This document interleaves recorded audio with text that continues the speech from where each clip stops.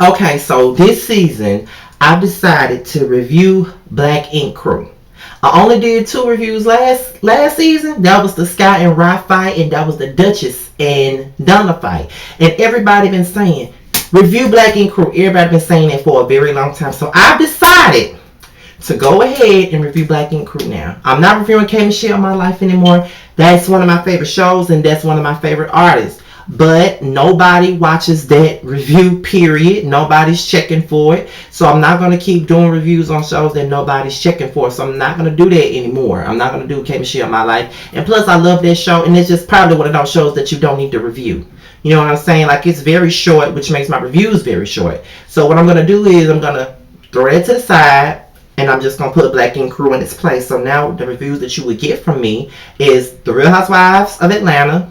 You're going to get Married to Medicine, which is always late every time because of the day that it's on. And then you will get Black Ink Crew. You'll get Love and Hip Hop. And depending on how Bad Girls Club comes around, East versus West, I'll review that too. So you will get a couple of reviews from me. And then not only will you get the reviews from me, you'll also be able to have another segment, which is called Frustration Friday, which I'll be talking about my own frustrations of the week. It's not going to be an every week thing. It'll just be my own. It'll be every other week. I might talk about my own frustrations. Hell, I even let y'all email me y'all frustrations and I'll read it. It's basically like an advice column for you guys too. And y'all want to vent and I give y'all my motherfucking advice. I'm going to do that too. And just like Salute Saturday is every other week, Frustration Friday will be every other week.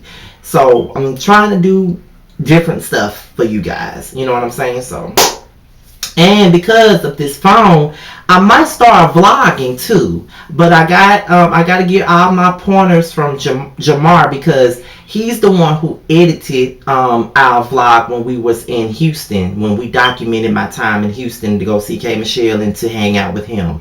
So I'm gonna get my pointers from Jamar. Y'all know I love me some Jamar. That's one of my great friends ever. So shout out to Jamar84. Make sure y'all go subscribe to him too.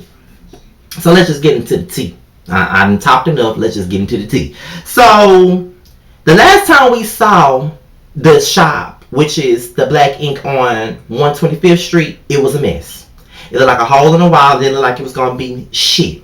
But then now it looks grand. It's very different from where they come from. The one in Harlem, where they come from, is very different. And Teddy said, I need to get back to the hood. I need to get back to the hood. I need to get back to the other location because this is not where I need to be and all of that. And Scott was like, this ain't for me. I gotta get back to the hood as well. You know, everybody want to get back to the hood. But they are happy for Caesar that he was able to do that. And honestly, I'm not the biggest fan of Caesar because I think that he's a bitch. And I think he's a fucking bully at times. So I'm not the biggest fan of his, nor Duchess and her BC powdered lip ass. I'm really not. But at the end of the day, I do respect when people that I don't necessarily care for do the damn thing. Like, C's got 2 motherfucking shops open. This is a motherfucker that came from the fucking hood, got a reality show to chronicle his business, and now he's opening a second one. So it's like a bigger thing. It's bigger than that now. Like, he come from the hood, and when I see people like that that's doing shit like that, they make me feel some kind of way. They make me feel like, hell, if these motherfuckers that come from humble beginnings just like I did, and they doing what they want to do in life, I can do the same fucking thing. I just have to have the drive for it. I can't allow other people to stop me from doing the things that I want to do. I can't let the negative opinions of people stop me from doing what I love to do, whether it be friends, whether it be your family, because sometimes your family can be your worst critic and the worst people to ever talk about your dreams with. They'll tear you down worse than any friend you have, and that's just the truth. Trust me, I know about that. So shout out to him and that bitch Duchess for having successful businesses. Now he names Teddy as the manager of the other location, the home location. Duchess don't think that Teddy should be that. But who really gives a fuck about what the fuck Duchess think anyway? Fuck that bitch. Y'all know I don't fuck with that bitch, period. Who the fuck cares about what the fuck Duchess think? No one, okay? I already answered that for y'all. Nobody cares. So then we get back to the hood, and Teddy done got a fucking stripper pole. He ain't got a red rug in there that you can't step on. And now it's Teddy Playhouse. And while they having this little party or whatever, he asks everybody to come outside, and some Chinese woman pops out of the cake. And this new tattoo artist by the name of Yun. And from what I see, she's gonna be cool. She's gonna give us what we need as far as the entertainment, and she's gonna be pretty cool. And she ain't gonna be so serious. And I don't like a bunch of serious people. I like people that like to joke around with me. You know what I'm saying? Like, everything ain't gotta be serious all the time. Sometimes you just want to have fun. Sometimes you want to brighten somebody's day, and that's all I be doing too. Like, sometimes you just want to have fun. Like, who wants to be down and out all the fucking time? Because I know I fucking don't. You know what I'm saying? So then we go back over, and Caesar's doing DMX tattoo. And one thing about Caesar, he said he respects DMX because even though he sold millions and millions of records, which he has, despite whatever situation he's in personally, DMX has sold a lot of records, and I would know that because I was a huge fan of DMX. Growing up, my favorite rappers were probably Tupac, Biggie, LL Cool J, and DMX. Whenever I went to the state fair, I always tried to get a DMX photo and hang it up in my room. Like, that's how much I love me some DMX. Because I was a big fan of the Rough Rider movement. Like, I love Eve, I love DMX, I love the Lots. I loved all of them. So with that being said, they were my favorite rappers. I was always more so into the East Coast, side of things as far as hip hop is concerned, more so than I was into the South growing up. But it is what it is. And I always loved DMX. And one thing that Caesar said is no matter where DMX goes, he always come back to the hood where it all starts. And that's what Caesar said. He will always remember where he come from, no matter how huge he get. And that's what my motto is. Whether I get noticed for this YouTube shit, which I don't believe I ever will, because I'm not like everybody else is. Like, I'm just not.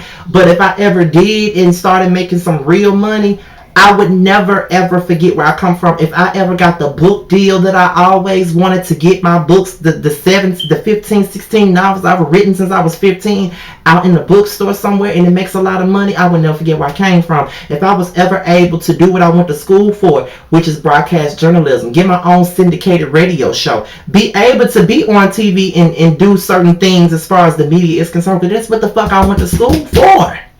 I would never forget where I came from, which is the city of Canton, Mississippi. It was on the list of the top 10 most ghetto cities in the state of Mississippi. That's not something to celebrate, but I'm not ashamed of it because that's where I come from. That's the environment that I came from. Like, I practically grew up on the west side of Canton, which is Red Bull Park. I grew up on that side. I came up on that side. So I know exactly what it's like to be from the hood and be in the hood. I know what it's like. Like, I wasn't always, my mother kept me a little bit sheltered, so I wasn't in the streets, so to speak. I've always been on the other side of the streets, which is in my own damn yard, because my mom wouldn't let me go out there. But I know what it's like. I know what it's like. I know what it's like to see somebody get their ass beat. I know what it's like to hear gunshots at a young age. I know what it's like. So, that's what it is. And I never forget that. So, you can never get too big to remember where the fuck you came from. So I will always respect people like that. So then, Melody, she's pregnant. And she gets a phone call from one of her clients who says she came in for a tattoo for an appointment with her, but Teddy gave her to someone else. And that pissed Melody off. And honestly, I can't even be mad with Melody because, bitch, you fucking with my money. If I got a client coming in, the least you could do is reschedule the appointment and let me know that I had a fucking client. You don't give my client away to somebody else. That's not their fucking client. And that's not up to you to do that. Yeah, you the manager, but you don't have the right to do that. Like, you fucking with my money. That's how I eat. You fucking with my motherfucking money when you doing it. You know what I'm saying? So that's some bullshit. And later on, Melody brings that shit to C's and Teddy. And Teddy act like he didn't know what the fuck he did. Bitch, you gave her client to another person. You don't do nobody like that. Like, Teddy, you get too big for your britches. I mean, you got this management gig as the motherfucking manager at Black Ink, and you know you doing, you know, you trying to run this shit, but you're not running it the right way. You don't give nobody's client away. That's fucking with a bitch money. And she pregnant too. You don't do no shit like that. All you could have did was reschedule and call Melody and let her know she had a client and she wasn't there. You know what I mean? That's the least you could have done. You don't cancel no. You don't do that. Like, I ain't never heard nobody trying to steal somebody's client. Like, you don't do that. You don't send them off to somebody else. That's some bullshit. So then, you know, Sky is at the house and then Donna comes over. And you know, even though Sky and Donna done boxed and they done had they round and shit, they still good friends. And I love Sky and Donna. They're probably my favorite two on the show. Because they keep it real. Like, everybody want to call Donna a hoe, but Donna always owns up to her wholeness. She never tries to say that she's not one. She owns up to that shit. She really does, and people don't want to admit that, but she does own up to it. You know what I'm saying? She honestly does. So I can give Donna that. You know what I mean? Like, she owns up to what the fuck she do. She keeps it all the way over 100, and so does Sky. So they sitting there talking. And she was talking about her issues with Maxwell. And, you know what I'm saying? She said that ever since they've gotten married, he's disrespected her to the fullest. Like, the money that she giving him, he using it to talk to Ashley. And, you know, Ashley tried to hit her last season and everything like that. And, you know, Donna had a tumultuous season last year. Everybody wanted to put their hands on her and shit. So then, you know, he calls her a stupid bitch and all of this. This motherfucking girl married your bitch ass in jail. Married you in jail. After all the shit you've already done. You cheated on her with your ugly ass baby mama. You cheated on her. You've hit her. And she still married your motherfucking ass. But what I'm gonna say about Donna is, I'm not gonna condemn you for marrying him after everything that he's done, because at the end of the day, you were in love. You know what I mean? Sometimes we do the stupidest shit when we're in love with somebody. We do a lot of shit that we thought we would never do. Like, you got hit by this man, disrespected, cheated on several times, but you still married him to prove a point to him that you are down for him and that you're loyal to him. But he has done nothing but prove that he ain't shit to you. Really? That's what he's done. And I can't blame you for that, because all you want to do is stand by your man. But sometimes you can't stand by these motherfuckers. They ain't shit. Real talk. They just not. So, I ain't going to judge you for that, Donna. I just can't do that to you. Who am I to judge you? You know what I'm saying? I ain't shit to judge nobody. I can't judge you for this. So, I do think that it was a foolish decision to make. It was a very foolish decision to make, because you knew what type of nigga he was. You knew that he was a disrespectful clown ass nigga when you married him in jail. And you better than that. You shouldn't even be doing it. But at the end of the day, you was in love and you know, whatever. We all had our stupid moments. But that was a stupid ass moment, Donna. You should have did better than that. You know better than to do that. And he disrespected her so bad on that phone. And I felt bad for her. Because she took that disrespect. And it shows that there's something that's been going on forever. And she just got to move on from that stuff. Don't nobody need to deal with that. And plus, your bitch ass in jail. But you calling me about why I ain't sent you no money. I ain't sent you no money because you using my money to talk to the next bitch. I'm not going to be sending your bitch ass money and you going to use it to talk to the next bitch. If you want somebody to send you money, ask your bitch to send you some money. I ain't got to send you shit. That's what you fail to realize. So I get Donna on it. Real talk. So Donna calls Sky. And then they ride up to where Ashley lives with her wedding dress in hand. And the next thing you know, Scott was like, girl, what you doing? What you finna do right now? Like, what you got going? Donna put the dress out on the sidewalk and she burns that shit up. That she's showing you that she's done. And after you burn that dress, Donna, I hope you not still with this nigga. I hope you try to get a divorce and all of that shit from this nigga. You really need to, because he's very disrespectful. And the next thing you know, Ashley, monkey looking ass, decides to come outside. And she was like, what you doing over here? And Donna was like, I'm over here to let you know that you can have Maxwell. Both of y'all can be happy together and have a great life together. Next thing you know, that was about to fight. And that was the end of episode 1.